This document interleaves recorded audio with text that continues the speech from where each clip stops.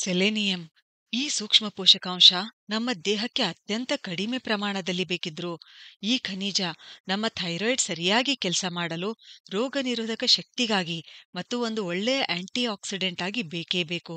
Selenium vitamin E ಜೊತೆ ಗಾಢವಾದ ಸಂಬಂಧ ಹೊಂದಿದೆ. ಇದು ವಿಟಮಿನ್ ಇ ಜೊತೆ ಸೇರಿನೇ ಆಂಟಿ ಆಕ್ಸಿಡೆಂಟ್ ಆಗಿ ಕೆಲಸ ಮಾಡೋದು. ನಮ್ಮ ದೇಹದಲ್ಲಿ ಸೆಲೆನಿಯಂ ಕೊರತೆ ಆದ್ರೆ ತೀವ್ರ ನಿಶಕ್ತಿ, ಆಯಾಸ ಆಗಬಹುದು, ಕೂದಲು ಉದುರುವ ಸಮಸ್ಯೆ, ಥೈರಾಯ್ಡ್ ಸಮಸ್ಯೆ, ಮಿದುಳಿನಲ್ಲಿ ಕನ್ಫ್ಯೂಷನ್ ಉಂಟಾಗೋದು, ಕ್ಯಾನ್ಸರ್, ದೇಹದಲ್ಲಿ ಇನ್ಫ್ಲಮೇಷನ್ ಅಂದ್ರೆ ಉರಿಯೂತ ಉಂಟಾಗಬಹುದು, ಅಕಾಲ ಮುಪ್ಪು ಉಂಟಾಗಬಹುದು, ಹೀಗೆ ಇನ್ನು ಹಲವಾರು ಸಮಸ್ಯೆಗಳು ಉಂಟಾಗಬಹುದು. ಇನ್ನು ಸೆಲೆನಿಯಂ ಅನ್ನು ಮಹಿಳೆಯ ಸಂಗಾತಿ ಅಂತ ಕರೀತಾರೆ. ಯಾಕೆ ಗೊತ್ತಾ? ಚೀನಾ ದೇಶದಲ್ಲಿ ಕಿಶಾನ್ ಅಂತಕ್ಕಂಥ ಪ್ರದೇಶ ಇದೆ. ಅಲ್ಲಿನ ಮಣ್ಣಿನಲ್ಲಿ ಸೆಲೆನಿಯಂ ಅತ್ಯಂತ ಕಡಿಮೆ ಪ್ರಮಾಣದಲ್ಲಿದೆ. ಅದಕ್ಕೆ ಈ ಪ್ರದೇಶದ ಜನರಲ್ಲಿ ಕೇಶಾನ್ ಸಿಂಡ್ರೋಮ್ ಎಂಬ ರೋಗ ಉಂಟಾಗುತ್ತೆ. ಹೀಗಾದಾಗ ಮಸಲ್ ವೀಕ್ನೆಸ್ ಉಂಟಾಗುತ್ತೆ, ಸ್ನಾಯುಗಳು ಬಲಹೀನಗೊಳ್ಳುತ್ತವೆ. ಇದು ವಿಶೇಷವಾಗಿ ಗರ್ಭಿಣಿಯಾಗುವ ವಯಸ್ಸಿನ ಮಹಿಳೆಯರಲ್ಲಿ ಹೆಚ್ಚಾಗಿ ಕಂಡುಬರುತ್ತೆ. ಮತ್ತು ಇಂಥವರಿಗೆ ಸೆಲೆನಿಯಂ ನೀಡಿದಾಗ ಅವರು ಬೇಗ ಸುಧಾರಿಸಿಕೊಳ್ತಾರೆ. ಆದ್ರಿಂದಲೇ ಇದನ್ನು ಮಹಿಳೆಯ ಸಂಗಾತಿ ಅಂತ ಕರೆಯಲಾಗಿದೆ. ಇದು ನಮ್ಮ ದೇಹದಲ್ಲಿ ಏನೇನ್ ಮಾಡುತ್ತೆ ಅಂತ ನೋಡೋದಾದ್ರೆ, ಮೊದಲನೇದಾಗಿ ನಮ್ಮ ಥೈರಾಯ್ಡ್ನ ಆರೋಗ್ಯ ಕಾಪಾಡುತ್ತೆ. ಸೆಲೆನಿಯಮು ಥೈರಾಯ್ಡ್ ಹಾರ್ಮೋನ್ ತಯಾರಾಗುವಲ್ಲಿ ಪ್ರಮುಖ ಪಾತ್ರ ನಿರ್ವಹಿಸುತ್ತದೆ. ಆದ್ರಿಂದಲೇ ನಮ್ಮ ದೇಹದಲ್ಲಿ ಸೆಲೆನಿಯಂ ಪ್ರಮಾಣ ಕಡಿಮೆ ಆದ್ರೆ ಥೈರಾಯ್ಡ್ ಸಮಸ್ಯೆ, ಹ್ಯಾಶಿಮೋಟೋಸ್ ಸಮಸ್ಯೆ, ಇಂತಹ ಆಟೋಇಮ್ಯೂನ್ ಡಿಸಾರ್ಡರ್ಗಳು ಉಂಟಾಗುತ್ತವೆ. ಸೆಲೆನಿಯಂ ಸಪ್ಲಿಮೆಂಟ್ಸ್ಗಳನ್ನು ತೆಗೆದುಕೊಳ್ಳೋದ್ರಿಂದ ಈ ಸಮಸ್ಯೆಗಳನ್ನು ನಾವು ರಿವರ್ಸ್ ಮಾಡಬಹುದು. ಆದ್ರಿಂದಲೇ ಈ ಸೆಲೆನಿಯಂ ನಮ್ಮ ದೇಹಕ್ಕೆ ಬೇಕಾಗಿರ್ತಕ್ಕಂಥ ಒಂದು ಮುಖ್ಯವಾಗಿರ್ತಕ್ಕಂಥ ಖನಿಜ.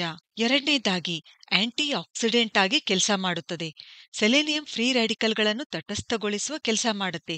ಅಂದ್ರೆ ಈ ಫ್ರೀ ರ್ಯಾಡಿಕಲ್ಗಳಿಂದ ಜೀವಕೋಶಗಳಿಗಾಗ್ತಕ್ಕಂಥ ಹಾನಿ ತಡೆಯುತ್ತದೆ. ಇನ್ಫ್ಲಮೇಷನ್, ಉರಿಯೂತ ಉಂಟಾಗಲು ಬಿಡಲ್ಲ.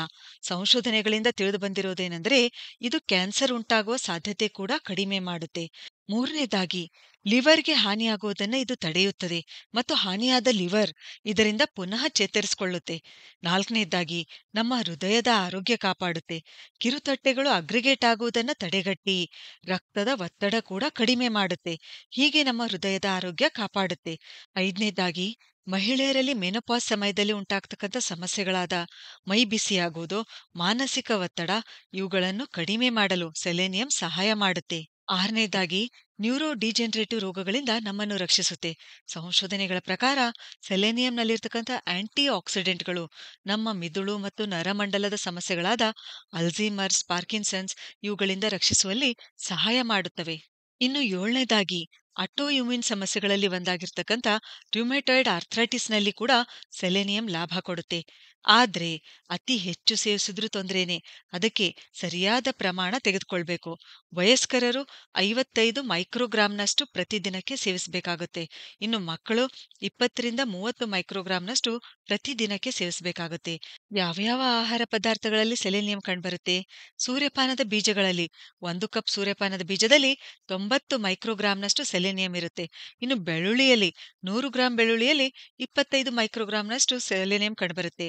ಆಮೇಲೆ ಕಿತ್ತಳೆ ರಸದಲ್ಲಿ 100 ಗ್ರಾಂನಲ್ಲಿ 19 ಮೈಕ್ರೋಗ್ರಾಂ, ಓಟ್ಸ್ನಲ್ಲಿ 100 ಗ್ರಾಂನಲ್ಲಿ 656 ಮೈಕ್ರೋಗ್ರಾಂನಷ್ಟು. ನೋಡಿ, ಓಟ್ಸ್ನಲ್ಲಿ ತುಂಬಾ ಹೆಚ್ಚಿನ ಪ್ರಮಾಣದಲ್ಲಿ ಈ ಸೆಲೆನಿಯಂ ಕಂಡುಬರುತ್ತೆ. ಹೀಗೆ ಗೋಧಿಯ ಮೊಳಕೆಯಲ್ಲಿ ಕೂಡ ಕಂಡುಬರುತ್ತೆ. ಮಶ್ರೂಮ್ಗಳಲ್ಲಿ ವಿಶೇಷವಾಗಿ ಶಿತಾಕೆ ಮಶ್ರೂಮ್ ಅಂತ ಹೇಳ್ತಾರೆ, ಅದರಲ್ಲಿ ಕೂಡ ಏನಂತಂದ್ರೆ ಸೆಲೆನಿಯಂ ಕಂಡುಬರುತ್ತೆ. ಬ್ರೌನ್ ರೈಸ್ನಲ್ಲಿ ಕಂಡುಬರುತ್ತೆ, ಹಸಿ ಕೊಬ್ಬರಿಯಲ್ಲಿ ಕಂಡುಬರುತ್ತೆ.